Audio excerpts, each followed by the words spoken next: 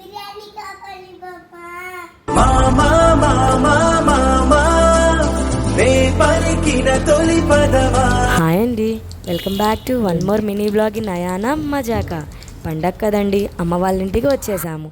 మేనల్లుడు వచ్చాడని మేనమామ ఏం కావాలిరా అని అడిగితే నాకు బిర్యానీ కావాలి మామ అని ముద్దు ముద్దుగా ఆర్డర్ వేశాడు.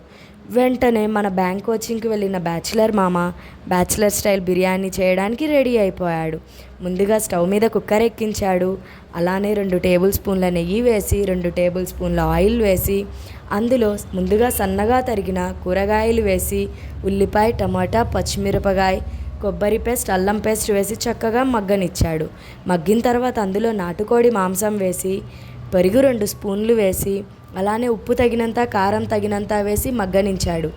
ఈలోపు బిర్యానీకి కావాల్సిన మెయిన్ పదార్థం బియ్యమే కదండి. ఒక గ్లాస్ బాస్మతి రైస్ తీసుకొని గ్లాస్కి గ్లాసున్నర వాటర్ వేయడం మాత్రం మర్చిపోకండి. ఆ గ్లాసున్నర వాటర్ని ఆ నాటుకోడి మాంసంలో వేసి మరగనిచ్చి అది మరిగాక వెంటనే మన రైస్ అందులో వేసుకొని చక్కగా ఉడకనివ్వాలి.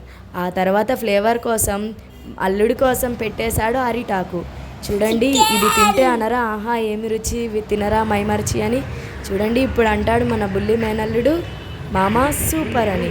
Stay tune. Thank you. Bye bye.